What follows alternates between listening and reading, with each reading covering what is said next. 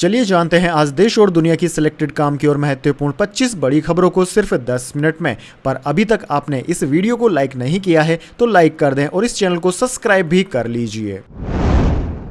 रूस ने 100 से ज्यादा मिसाइलों से किया सबसे बड़ा हमला, पुतिन के निशाने पर राजधानी कीव। जी हां दोस्तों, रूस ने 26 अगस्त 2024 की सुबह यूक्रेन के कई शहरों में मिसाइल से अटैक कर दिया, ड्रोन अटैक किए। ये बात यूक्रेन के राष्ट्रपति वोलोदिमीर ज़ेलेंस्की ने मानी है। उन्होंने कहा कि रूस ने 100 से ज्यादा मिसाइलों और 100 से ज्यादा ड्रोन का इस्तेमाल किया, जिसकी वजह से भारी तबाही हुई है। दरअसल दोस्तों, रूस ने यह अटैक रूस की एक रिहायशी बिल्डिंग में हुए ड्रोन अटैक के बाद किया है। चलिए जान लेते हैं अगली खबर।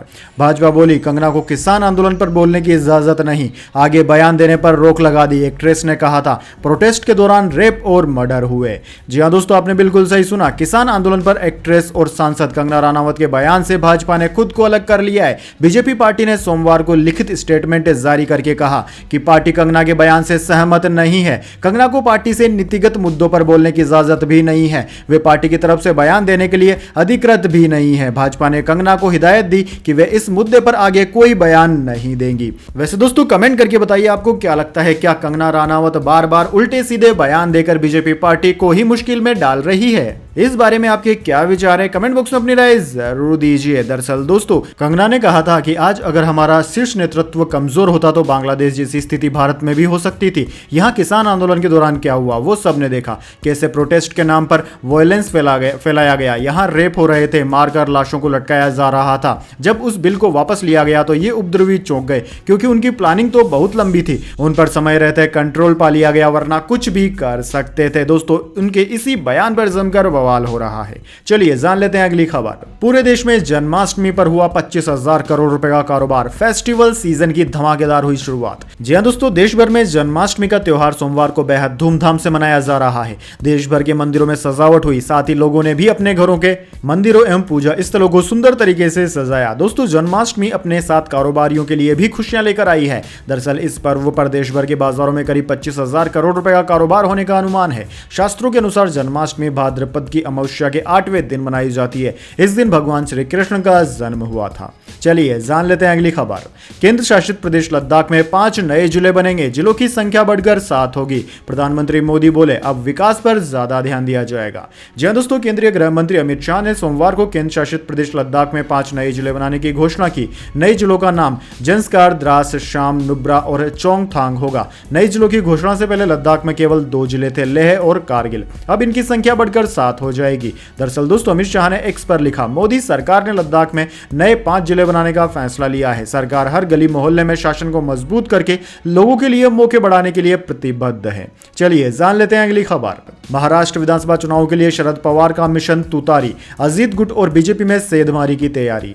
जी हां दोस्तों, लोकसभा चुनाव में शरद पवार ने पश्चिमी महाराष्ट्र में महायुति के नेताओं को जिस तरह से अपने पाले में लिया, उसी का रिपीट एपिसोड यानी कि मिशन तुतारी अब विधानसभा चुनाव के पहले भी देखने को मिल सकता है। तुतारी शरद पवार की एनसीपी का चुनाव सिंबल है। दरअसल दोस्तों, लोकसभा चुनाव में महाविकास आघाड़ी ने महाराष्ट्र में सत्तारूढ़ महायुति गठबंधन को चौंकाते हुए 48 में से 30 सीटों पर जीत हासिल की। अजीत पवार के नेतृत्व वाली एनसीपी को सिर्फ 1 सीट रायगढ़ मिली, जबकि शरद पवार गुट को 8 सीटें मिली। शरद पवार ने लोकसभा चुनाव में जिस तरह से पार्टी टूटने के बाद भी बड़ी जीत दर्ज की, उसके बाद अब सबकी नजर आगामी विधानसभा चुनाव पर है, जहां वे अजीत गुट और बीजेपी के नेताओं को अपने पाले में लाने की तैयारी में है। चलिए दोस्तों, जान लेते हैं अगली खबर। घरेलू क्रिकेट में भी मिलेगा player of the match award. Jay Shah बोले विजय हजारे, मुश्ताक अली और विमेंस टूर्नामेंट में भी देंगे प्राइज मनी। जी हां दोस्तों, भारत में घरेलू क्रिकेट खेलना लगातार फायदेमंद होता जा रहा है। अब भारतीय क्रिकेट कंट्रोल बोर्ड बीसीसीआई के सचिव जय शाह ने ऐलान किया है कि घरेलू क्रिकेट के सभी टूर्नामेंट में प्लेयर ऑफ द मैच और प्लेयर ऑफ द टूर्नामेंट के लिए प्राइज मनी दी जाएगी। दरअसल दोस्तों, पहले रणजी ट्रॉफी और दिलीप ट्रॉफी जैसे बड़े tournament he player of the tournament को 1 लाख रुपए का इनाम देते थे, लेकिन अब मेंस के साथ विमेंस क्रिकेट के घरेलू टूर्नामेंट में भी पैसे दिए जाएंगे। दोस्तों, इससे क्रिकेट भारत में और भी ऊंचे स्तर पर पहुंच जाएगा। वैसे आपको क्या लगता है, इसी तरह के इनिशिएटिव दूसरे खेलों के लिए भी लिए जाने चाहिए या नहीं? कमेंट बॉक्स में अपनी राय जरूर दीजिए। चलिए जान लेते हैं अगली खबर। जम्मू कश्मीर में कांग्रेस एनसी में सीट शेयरिंग फाइनल हुई। 90 में से एनसी 51, कांग्रेस 32 और 2 अन्य को मिली 5 सीटों पर फ्रेंडली फाइट। जी हां दोस्तों, जम्मू कश्मीर विधानसभा चुनाव को लेकर नेशनल कॉन्फ्रेंस एनसी और कांग्रेस के बीच सीट शेयरिंग सोमवार को फाइनल हो गई। केंद्र शासित प्रदेश की 90 सीटों में नेशनल कॉन्फ्रेंस 51 और कांग्रेस 32 सीटों पर चुनाव लड़ेगी। 5 सीटों पर फ्रेंडली फाइट होगी। 2 सीटें और पैंथर्स पार्टी को मिली है। दोस्तों आपको बता दें, कांग्रेस महासचिव के वेणुगोपाल, सलमान खुर्शीद और प्रदेश कांग्रेस अध्यक्ष हामिद कर्रा ने सोमवार को श्रीनगर में नेशनल कॉन्फ्रेंस के सुप्रीमो फारूक अब्दुल्ला के घर जाकर मुलाकात की थी। नेताओं के बीच घंटों चली मीटिंग के बाद सीट शेयरिंग पर बात बन गई। चलिए जान लेते हैं अगली खबर। राजस्थान और मध्य प्रदेश में बनेगा श्री कृष्ण गमन पथ। 525 किलोमीटर का धार्मिक सर्किट उज्जैन से झालावाड़ भरतपुर होते हुए मथुरा तक जाएगा। जय दोस्तों, भगवान श्री कृष्ण की जन्मस्थली मथुरा से लेकर उनकी शिक्षा स्थली उज्जैन को धार्मिक सर्किट के जरिए जोड़ा जाएगा। यह धार्मिक सर्किट करीब 525 किलोमीटर का हो सकता है। यह सर्किट राजस्थान और मध्य प्रदेश सरकार मिलकर बना रही है। श्री कृष्ण जन्माष्टमी पर राजस्थान के मुख्यमंत्री भजनलाल शर्मा ने श्री कृष्ण गमन पथ बनाने की घोषणा की है। दोस्तों सरकार की इस पहल के लिए कमेंट बॉक्स में जय श्री कृष्ण जरूर लिखिए। चलिए जान लेते हैं अगली खबर। मलयालम डायरेक्टर तुलसी दास पर सेक्सुअल हरेसमेंट के लगे आरोप। एक्ट्रेस गीता विजयन और श्रीदेविका बोली वो रोज देर रात होटल रूम का दरवाजा खटखटाते थे।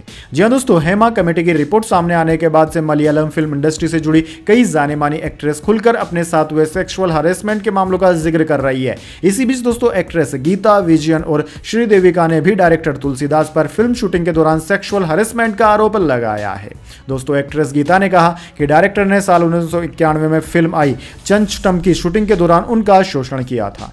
चलिए जान लेते हैं इसके बाद अगली खबर। जम्मू भाजपा दफ्तर में टिकट कटने वालों का हंगामा। 5 घंटे में भाजपा की 3 लिस्ट जारी। सुबह 10 बजे 44 नाम जारी किए। 2 घंटे बाद 15 रह गए। जी दोस्तों, जम्मू कश्मीर में 10 साल बाद हो रहे विधानसभा चुनाव के लिए भाजपा ने सोमवार को कैंडिडेट्स की 3 लिस्ट जारी की। पहली लिस्ट सुबह 10 बजे आई। इसमें 3 फेज के 44 कैंडिडेट्स के नाम थे, लेकिन इसे थोड़ी ही देर में डिलीट कर दिया गया। पहली लिस्ट के आते ही जम्मू भाजपा दफ्तर में कार्यकर्ताओं का प्रदर्शन शुरू हो गया था। कार्यकर्ताओं ने कहा कि पार्टी ने पैराशूट प्रत्याशी उतार दिए हैं। इसके बाद प्रदेश भाजपा अध्यक्ष रविंद्र रैना अपने केबिन में चले गए और दरवाजा बंद कर लिया। थोड़ी देर बाद बाहर निकले और कहा परेशान ना हो, सभी से पर्सनली बात करूंगा।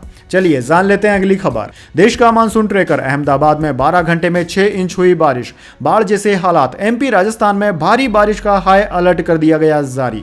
जी हां दोस्तों, देश के ज्यादातर राज्यों में भारी बारिश का दौर अभी भी जारी है। गुजरात के कई जिलों में बाढ़ जैसे हालात हैं। सोमवार को तेज बारिश का सबसे ज्यादा असर अहमदाबाद में दिखाई दिया। दोस्तों यहां पर शहर में 12 घंटे में 6 इंच बारिश हो गई। कई इलाकों में 7 फीट तक पानी भर गया। गांधीनगर, अहमदाबाद, वडोदरा, वलसाड़ समेत 23 जिलों में भारी बारिश से बहुत भारी बारिश का ऑरेंज अलर्ट जारी किया गया।